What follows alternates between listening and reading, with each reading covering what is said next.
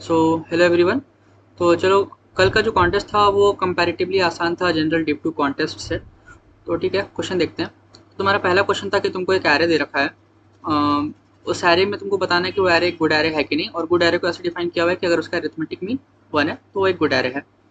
और तुमको क्या करना है कि अगर मान लो वो उसका अरिथमेटिक मीन 1 नहीं है तो तुमको उसमें कुछ ऑपरेशंस करके उसका अरिथमेटिक मीन जो है वो 1 के बराबर करना है। और एक ऑपरेशन ऐसे डिफाइन किया हुआ है कि तुम उसमें उस एरे में एक नॉन नेगेटिव इंटीजर को ऐड कर सकते हो। तो तुमको बताना है तुम कितना ऑपरेशंस करोगे ऐसे कि उसका अरिथमेटिक मीन जो है वो 1 हो जाए। ठीक है, तो क्वेश्चन देखते हैं। तो बेसिकली इसमें मेरा क्या अप्रोच था कि इसमें मैंने सबसे पहले सम निकाल लिया इसका। ठीक है, मीन था तो थॉट की थोड़ा सम निकालने से कुछ एनालाइज किया जाए। तो सम निकालने से बेसिकली मैंने सोचा कि ठीक है, 3 पॉसिबिलिटी बन रही है। एक तो तुम्हारा सम लेस देन एन है, एक तुम्हारा सम इक्वल टू एन है, और तीसरा तुम्हारा सम जो है वो ग्रेटर देन एन है। तो ये वाला तो मेरे को साफ साफ दिख रहा था कि इस केस में तुम्हारा नंबर ऑफ ऑपरेशन जीरो लगेंगे, बिकॉज अरिथमेटिक मीन जो है वो ऑलरेडी 1 एग्जिस्ट कर रहा है। इस केस में आते हैं, तुम्हारा सम जो है less than 1, less than n है। तो इस केस में मैं ये भी बोल सकता हूँ ना कि सम जो है मेरा less than n plus one है। Make sense? अगर सम लेस देन एन है तो सम जो है तुम्हारा less than n plus one है। तो इसमें मैं एक नॉन नेगेटिव इंटीजर तो ऐसा ऐड कर ही सकता हूँ कि सच दैट ये जो है तुम्हारा एन प्लस वन के बराबर हो जाए। और ऐसा मैं एक ही ऑपरेशन में कर सकता हूँ। तो इस केस में तो आंसर हो जाएगा 1। इस वाले केस को थोड़ा एक एग्जाम्पल से एनालाइज करते हैं। मान लो तुम्हारे पास एक एरे दे रखा है 1 2 3 4। इस केस में तुम्हारा सम जो है वो 10 हो जाएगा, और तुम्हारा नंबर ऑफ एलिमेंट्स जो है वो 4 है। इस केस में तुम देखो, तुमको मीन जो है वो 1 के बराबर करना है। तुम दो चीज़ कर सकते हो। एक, या तो तुम इसको घटा के 4 कर दो, 10 को घटा के 4 कर दो, या फिर तुम नंबर ऑफ एलिमेंट्स को इंक्रीज करके 10 कर दो और सम को कांस्टेंट रहने दो। तो ये तो पहला वाला चीज़ तो हम लोग नहीं कर सकते ना, बिकॉज हम लोग को एक नॉन नेगेटिव इंटीजर ही ऐड करना है। तो दूसरा पॉसिबिलिटी को देखते हैं कि मैं इस चीज़ को 10 के बराबर कर दूं और सम को कांस्टेंट ही रहने दूं। तो ये मैं कैसे कर सकता हूँ? मैं इसमें 6 जीरो ऐड कर दूं, 5 प्लस 6। तो ये एक तरीका है, मैं कर सकता हूँ। तो बेसिकली मैंने कितने जीरोस ऐड किए? मैंने सम माइनस एन जीरोस ऐड किए।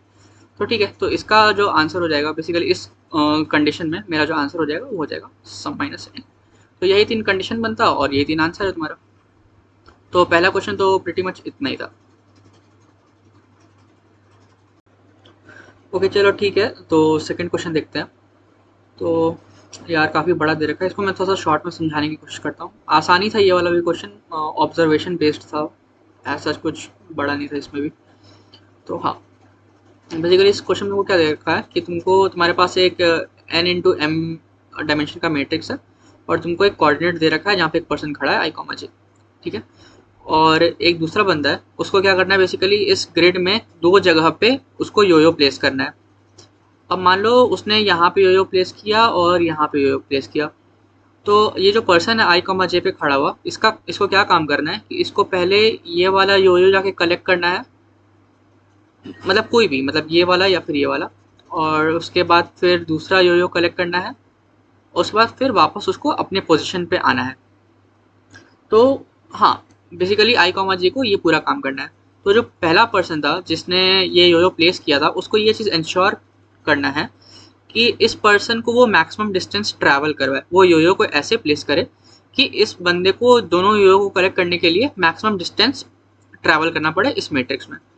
तो ये तुम्हारा क्वेश्चन है पूरा।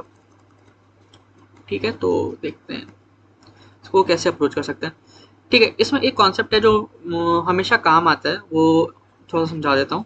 कि मान लो तुम्हारा जो योयो है वो यहाँ पे प्लेस्ड है। ठीक है, तो तुम यहाँ तक पहुँचने के लिए क्या क्या पाथ ले सकते हो?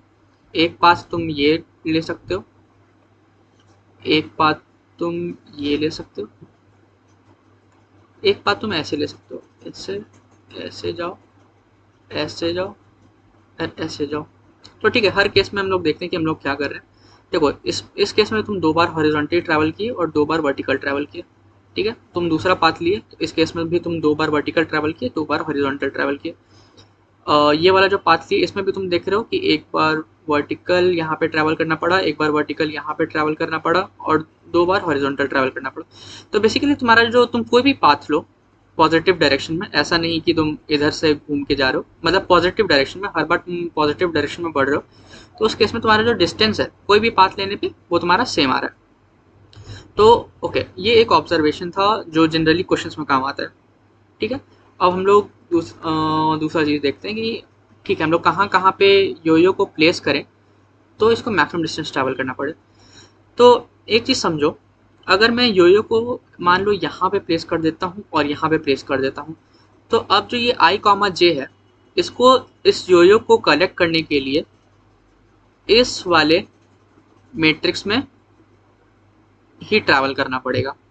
ठीक है, तो ये एक एफिशिएंट सॉल्यूशन नहीं है, बिकॉज देखो अगर मैं योयो को कहीं यहाँ पे और यहाँ पे प्लेस करता हूँ तो इस केस में मेरे को आई कॉमा जे को मैक्सिमम एक्सटेंडेड स्पेस में ट्रैवल करना पड़ेगा। तो बेसिकली ये एक ऑब्जर्वेशन है जो मैं देख रहा हूँ कि हाँ मतलब कॉर्नर्स पे मेरे को योयोस को प्लेस करने पड़ेंगे ताकि मैं डिस्टेंस को मैक्सिमम कर सकूँ। तुम देखो ना, अगर तुम यहाँ पे प्लेस कर दो, तुम एक को कॉर्नर पे प्लेस कर दो और एक को तुम यहाँ पे प्लेस कर दो, तो इसका सैम्पल स्पेस जो है फिर से घट गया। तो ये मेरे को कभी भी एक ऑप्टिमम आंसर दे ही नहीं सकता है। तो पहली बात तो ये एक ऑब्जर्वेशन है। ठीक है, और दूसरा मैं क्या सोच सकता हूँ इस क्वेश्चन में कि ठीक है मेरे को कॉर्नर्स पे तो प्लेस करना है, लेकिन मेरे को कौन से कॉर्नर्स पे प्लेस करना है। तुम देखोगे अगर आई कॉमा जे तुम्हारा यहाँ पे है, तुम एक ये कॉर्नर पे प्लेस कर दो, एक ये कॉर्नर पे प्लेस कर दो, तो इस केस में जो तुम्हारा सैम्पल स्पेस ऐसा हो गया, या तो तुम इधर प्लेस कर दो, इधर प्लेस कर दो, ऑपोजिट डायरेक्शन में, तो फिर से तुम्हारा सैम्पल स्पेस जो है वो मतलब पूरा मैट्रिक्स में ट्रैवल हो रहा है। तो हमेशा जो तुम्हारा सोल्यूशन होगा वो either of the opposite corners पे होगा। सेंस भी बना रहा है, देखो तुमको पहले इसको जाने के लिए पहले ऐसे ट्रैवल करना पड़ेगा।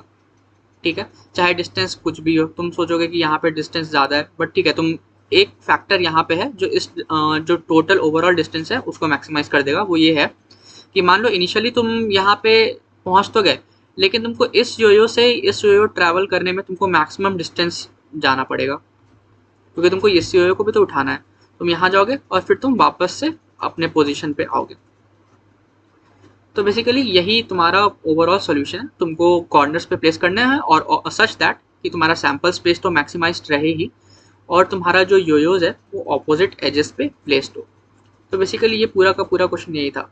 मैं इसका सॉल्यूशन जो है अपना सॉल्यूशन वो डिस्क्रिप्शन में डाल दूंगा, तुमको समझ में आ जाएगा कि एग्जैक्टली कि क्या हो रहा है। हम लोग को बेसिकली यही करना है कि तुम्हारा जो योयोज है उसको एजेस पे प्लेस्ड करना है, इस एज पे या फिर इस एज पे। ठीक है, तो सेकंड क्वेश्चन में भी इतना ही था, ज़्यादा कुछ खास नहीं था ये भी। तो चलो ठीक है, सी वाला प्रॉब्लम देखते हैं। तो सी एक्चुअली एक ग्रीडी का प्रॉब्लम था। तो इसमें एग्जैक्टली तुमको क्या दिया हुआ था, तुमको एन हाइट्स ऑफ माउंटेन्स दिए हुए थे और तुमको उनको अरेंज करना था। और ऐसे अरेंज करना था कि जो पहला माउंटेन और तुमने लास्ट माउंटेन अरेंज किया उन दोनों के हाइट के बीच का जो एब्सोल्यूट डिफरेंस है वो मिनिमाइज्ड रहे, और बीच में जो तुमने सारे माउंटेन्स को प्लेस किया है वो एक मैक्सिमम डिफिकल्टी वाला पाथ ऑफर करे। तो मैक्सिमम डिफिकल्टी वाला पाथ ऑफर करने का मतलब क्या हुआ, जैसे मान लो तुम ए से बी गए तो और बी की हाइट ज़्यादा है ए से, तो तुमको एक अपवर्ड हिल को ट्रैवल करना पड़ा, तो यहाँ पे डिफिकल्टी तुम्हारी 1 से इंक्रीज हो गई। लेकिन तुम बी से सी जाते हो और सी की हाइट जो है वो तुम्हारी कम है बी से, तुमको एक डाउनवर्ड हिल जाना पड़ा, तो इस केस में तुम्हारा डिफिकल्टी इंक्रीज हुआ नहीं। और मान लो तुम सी से डी गए और सी और डी की हाइट सेम है, तो इस केस में भी तुमको एक फ्लैट लाइन ट्रैवल करना पड़ा और तुम्हारी डिफिकल्टी जो है वो इंक्रीज हुआ नहीं। तो तुमको हाँ ऐसे माउंटेन्स को अरेंज करने कि पहला और लास्ट वाला जो माउंटेन है उन दोनों के हाइट के बीच का एब्सोल्यूट डिफरेंस मिनिमाइज रहे और बीच वाले जितने भी माउंटेन्स प्लेस्ड हो उनकी डिफिकल्टी जो है वो मैक्सिमाइज रहे ओवरऑल। तो ठीक है, इसको एक एग्जांपल से समझते हैं। मान लो तुम्हारे पास ये हाइट्स ऑफ माउंटेन्स दिए हुए हैं, ठीक है, तो इसको सबसे पहले सॉर्ट कर लेते हैं। सॉर्ट क्यों करते हैं वो उसका फ़ायदा बाद में मैं समझाता हूँ कि क्या हुआ। 3 4 5 5 सॉर्ट हो कि ये हो गया। ठीक है, तो सबसे पहला मेरा एजेंडा था कि मेरे को ऐसे दो माउंटेन ढूंढने हैं जिनका हाइट का एब्सोल्यूट डिफरेंस मिनिमम हो। तो एक तो ये मिल गया मेरे को, एक तो ये मिल गया। तो आइदर ऑफ द टू मैं ले लेता हूँ, तो 2 ले लेता हूँ और 2 ले लेता हूँ। 5 5 भी लेके देख लेंगे, सेम ही हो जाएगा।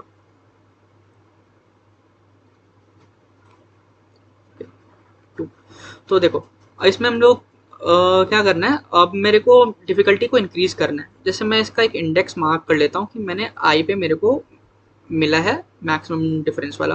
ठीक है,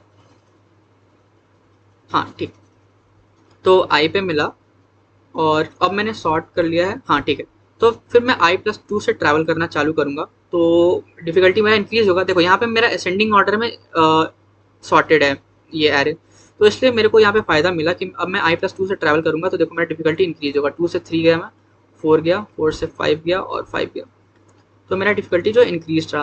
अब 5 तक मैं पहुँच गया, अब मेरे पास ये 1 बचा। अब 1 को मैं 2 जगह प्लेस कर सकता हूँ, या तो मैं यहाँ पे प्लेस कर दूँ या तो मैं यहाँ पे प्लेस कर दूँ। अब देखो यहाँ पे प्लेस करने से मेरा फ़ायदा क्या है कि 5 से 1 जब गया तो डिफ़िकल्टी ऑफर नहीं हुआ, लेकिन 1 से जब मैं 2 गया तो डिफ़िकल्टी जो है +1 से इंक्रीज़ हो गया। बट अगर मैं यहाँ पे डालूँगा तो यहाँ पे एक प्रॉब्लम आ रही है कि जब 2 से 1 गया तो यहाँ पे मेरा जो है डिफ़िकल्टी घट गया, और 1 से 3 जो इंक्रीज़ हो रहा था बेसिकली वो इंक्रीजिंग तो यहाँ पे 2 और 3 से इंक्रीज़ हो ही रहा है। तो यहाँ पे मेरे को 1 का कुछ कंट्रीब्यूशन मिला नहीं, तो इसलिए मैंने क्या, तो बेसिकली सॉल्यूशन क्या हो गया, तुम पहले एंड पे डिफ़िकल्टीज़ वाले सॉल्व प्लेस कर दो, उसके बाद वहाँ से तुम इंक्रीजिंग ऑर्डर में भरते चलो और जो बच गया उसके बाद यहाँ पे भर दो। तो ये सोल्यूशन है। अगर मैं 5-5 को करके देखूँ, देखो तो यहाँ पे मैंने इंडेक्स से मेंटेन कर लिया कि ठीक है भाई, मेरा ये वाला इंडेक्स था जो मेरे को जहाँ से एब्सोल्यूट डिफरेंस वाला चीज़ हो रहा है। इसके बाद मैं i+2 से पढ़ना चालू करूँगा, लेकिन i+2 एग्जिस्ट करता नहीं है, तो उसके बाद मैंने क्या बोला, उसके बाद तुम भर दो जो भी बचे हैं उनको भरना चालू कर दो उसी ऑर्डर में। तो उसके बाद फिर मेरा 1 भर गया, 2 हो गया, 2, 3, 4। देखो यहाँ पे डिफ़िकल्टी मेरी 4 थी, 1, 2, 3 और फिर 5 से जो 1 गया वो 4। इस केस में देखो यहाँ पे तो सेम है, बढ़ गया, यहाँ सेम है, बढ़ गया, बढ़ गया, बढ़ गया, तो 1, 2, 3 एंड 4। तो यहाँ पे भी जो डिफ़िकल्टी है वो 4 हो गई। तो आइदर ऑफ द केसेस में मेरा सॉल्यूशन जो है वो सेम आ रहा है। ठीक है, इसका मैं कोड दिखा देता हूँ अपना, तो उनको थोड़ा ज़्यादा समझ में आ जाएगा। तो देखो मैंने क्या किया, सबसे पहले सॉर्ट कर दिया है, मैक्रोज यूज़ किया है बेसिकली। तो ठीक है, यहाँ पे मैं समझा ही देता हूँ। यहाँ पे मैंने सॉर्ट कर दिया असेंडिंग ऑर्डर में, और फिर मैंने डिफरेंस निकाल दिया, और वो डिफरेंस कहाँ पे एग्जिस्ट कर रहा है वो वाला इंडेक्स को है आई पे मैंने स्टोर कर लिया है। उसके बाद सबसे पहले मैं क्या करूँगा, जो इंडेक्स है वो वाला एलिमेंट को मैं प्रिंट कर दूंगा। उसके बाद फिर i+2 से लेके n-1 तक पूरा जाके जो मैं बोल रहा था एग्जैक्टली वो वाला प्रिंट कर दूंगा, और उसके बाद फिर 0 से लेके उस इंडेक्स तक के सारे को प्रिंट कर दूंगा, और एंड में इंडेक्स ऑफ i+1 वाला एलिमेंट को प्लेस कर दूंगा। तो बेसिकली क्या हुआ इस कोड से, ये रहा मेरा i+2 से सारा एलिमेंट्स, ये तुम्हारा इंडेक्स है। उसके बाद फिर 0 से n-1 तक, 0 से इंडेक्स तक वाला सारा एलिमेंट्स को मैं प्रिंट करूँगा, और एंड में मैं i+1 वाले इंडेक्स को प्रिंट कर दूंगा। तो ये था मेरा पूरा सोल्यूशन। ठीक है, तो डी वाला प्रॉब्लम देखते हैं।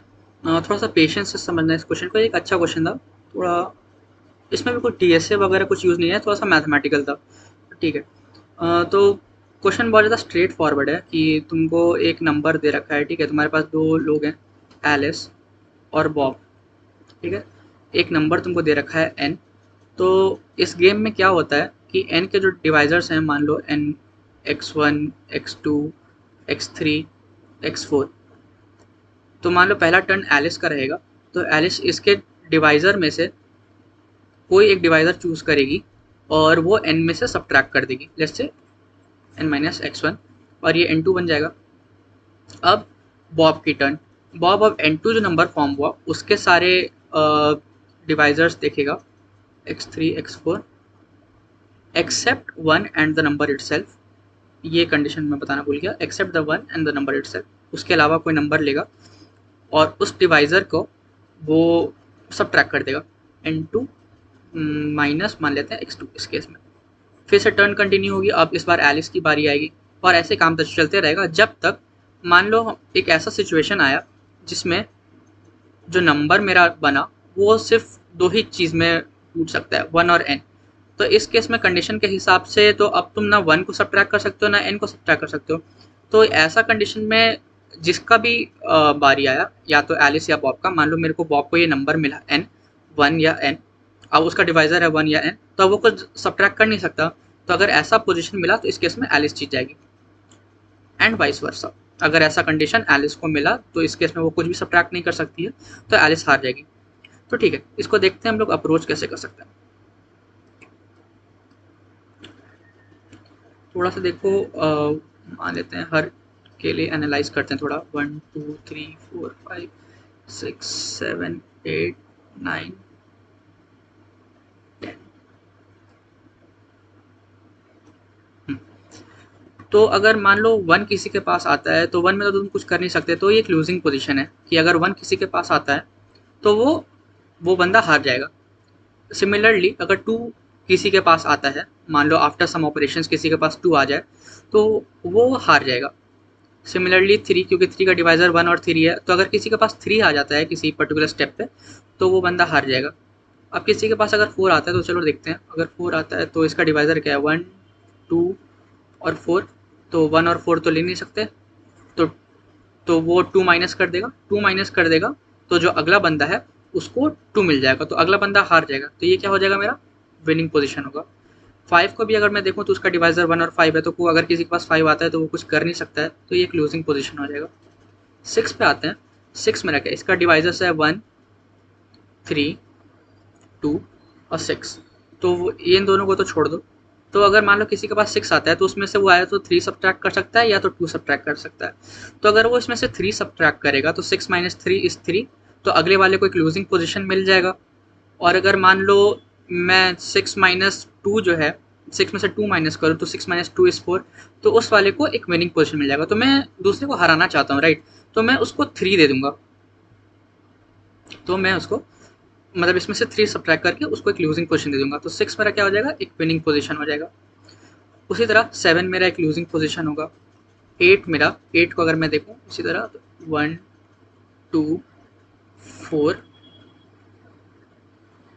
8, ठीक है, तो ये दोनों तो हट गया। तो 8 में से अगर मैं 2 सब्ट्रैक्ट करूँ तो उसको 6 मिल जाएगा, तो अगले वाले को विनिंग पोजीशन मिल जाएगा। तो मैं चाहूँगा कि मैं 2 सब्ट्रैक्ट ना करूँ, तो मैं 4 देखूंगा, तो 8 माइनस 4 जो है, मैं 4 अगर उसको दूंगा, हाँ 8 में से अगर मैं 4 सब्ट्रैक्ट करूंगा तो अगले वाले को फिर से विनिंग पोजीशन मिल जाएगा। तो तुम देख रहे हो कि दोनों ही केस में अगले वाले को विनिंग पोजीशन मिल जाएगा, तो मैं इसमें कुछ कर ही नहीं सकता हूँ, ये मेरा एक लूजिंग पोजीशन हो जाएगा। सिमिलरली अगर मैं 9 पे देखूँ तो 9 का भी अगर तुम ऐसे एनालाइज करोगे तो एक लूजिंग पोजीशन आएगा, ठीक है। और ऐसे तुम आगे बढ़ते जाओगे तो तुम 20 तक अगर तुम ये काम करोगे ना, तो तुमको ये बात समझ में आ जाएगा कि जितना भी ऑड पोजिशंस है, इतना तो गारंटी हो जाएगा कि जितना भी ऑड पोजिशंस है वो मेरा लूजिंग पोजीशन रहेगा। ये तुम 20 तक करके देखो, ये तुमको एनालाइज हो जाएगा। अगर ऑड है तो दैट इज लूजिंग पोजीशन। और एलिस शुरुआत करी है गेम खेलने की, तो अगर इनिशियली अगर मेरा एन जो है वो ऑड हो गया तो एलिस जो है वो हार जाएगी, बिकॉज ऑड एक लूजिंग पोजीशन है। चलो ठीक है, तो अब हम आते हैं इवन पे। तो इवन पे मेरा दो पॉसिबिलिटी बन सकता है कि इवन वाला जो मेरा नंबर है वो बेसिकली 2 के पावर पे एग्जिस्ट करता है, या तो ये, या तो वो 2 के पावर पे एग्जिस्ट नहीं करता है। अगर 2 के पावर पे एग्जिस्ट नहीं कर सकता है तो उसको हम ऐसे लिख सकते हैं कुछ, 2 की power x into some odd number, अगर ये 2 का पावर x नहीं है तो। अब देखो इस वाले कंडीशन को अगर मैं थोड़ा सा ध्यान से देखूं कि अगर इस वाले कंडीशन में मेरा लाई करता है, मेरे को एलिस को स्टार्टिंग में ये मिला, ठीक है, तो यानी कि ऑड जो है उसका डिवाइजर है, ठीक है, 2 इंटू एक्स इंटू अगर ऑड तुम्हारा नंबर है फॉर्म किया है तो इसका मतलब ऑड उसका एक डिवाइजर है। तो मैं अगर उस नंबर में से 2 to power x into odd जो है, इसमें से एक ऑड नंबर मैं माइनस कर सकता हूँ। अब मैं अगर इसका एक ऑड नंबर माइनस करूंगा तो जो रिजल्टिंग नंबर होगा वो एक ऑड नंबर होगा, because even minus odd is odd.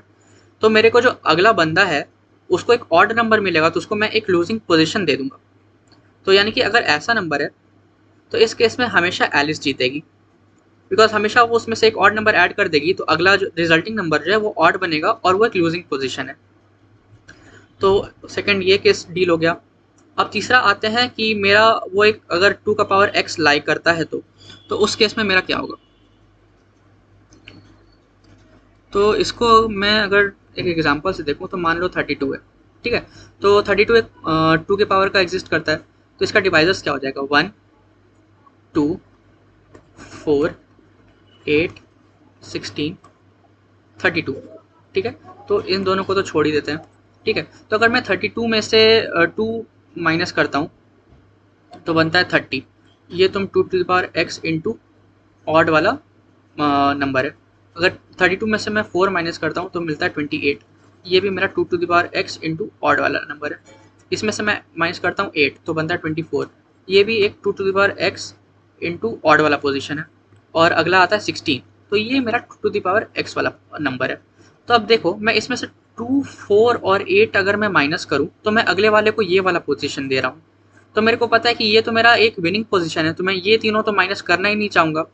भले मेरा 2 टू द पावर x में फिक्स नहीं है कुछ कि मैं जीत सकता हूँ या नहीं, बट अभी मेरा चांसेस तो है कि मैं जीत सकता हूँ।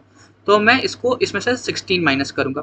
तो अब बॉब को 16 मिला, 16 भी 2 टू द पावर x वाला चीज़ है, तो बॉब भी सेम वही चीज़ करना चाहेगा। 16 अगर है तो 1, 2, 4 और 16, तो ये छोड़ दो। तो 16 अगर है तो इसमें से 2 माइनस करेंगे तो 14, तो ये 2 to power x into odd वाला कंडीशन है। और ये 4 अगर मैं माइनस करूँ 16 माइनस 4 तो ये 12 है। तो ये भी जो है बेसिकली मेरा ये भी 2 टू द पावर x, अच्छा 8 रह गया ना, 8 रह गया, 2 to the power x into odd वाला पोजीशन है। और अगर मैं 8 माइनस करूँ तो ये 8 बचता है। अगर 16 माइनस 8 में करूँ तो 8 बचता है, तो ये 2 टू द पावर x वाला पोजीशन है। तो बॉब भी जो है इसमें से 8 माइनस करेगा। तो ऐसे ही गेम तब तक चलते रहेगा, डिवाइडेड बाई 2, ये गेम तब तक चलते रहेगा जब तक आइदर ऑफ द वन के पास या मतलब 2 ना आ जाए। मैं ऐसे डिवाइड करते चलूँगा बिकॉज मैं हर बार जब ऐसा नंबर ला रहा हूँ जो 2 टू द पावर x पे एंड कर रहा है, तो अंतिम में तो 2 टू द पावर 0 वाला नंबर आ जाएगा, 2 टू द पावर 1 वाला नंबर आ जाएगा, मतलब 2 पे एंड करेगा। तो ये 2 जिसके पास आएगा, और मेरे को पता है 2 एक लूजिंग पोजीशन है, तो 2 जिसके पास भी ऐसे आ जाएगा वो हार जाएगा। तो बेसिकली मेरे को ये काउंट करना है कि नंबर ऑफ टाइम्स मैं नंबर को 2 से डिवाइड कर पाऊँ, ये मैं कितनी बार कर सकता हूँ, n डिवाइड 2 मैं कितनी बार कर सकता हूँ कि ये 2 आ जाए। तो ये मैं काउंट कर लूँगा कितनी बार है, तो या तो इवन बार आएगा या तो ऑड बार आएगा, और डिपेंडिंग ऑन दैट एलिस जीतेगी या बॉब जीतेगी। तो ठीक है, मैं इसका अगर मैं कोड देखूँ तो प्रिटी मच यही था क्वेश्चन, थोड़ा मैथमेटिकल था। तो अगर मैं देखूँ इसको तो ठीक है, अगर वो ऑड है तो उस केस में यानी कि एलिस गेम शुरू कर रही है, तो एलिस को एक ऑड नंबर मिला तो वो हार जाएगी बिकॉज ऑड एक लूजिंग पोजीशन है।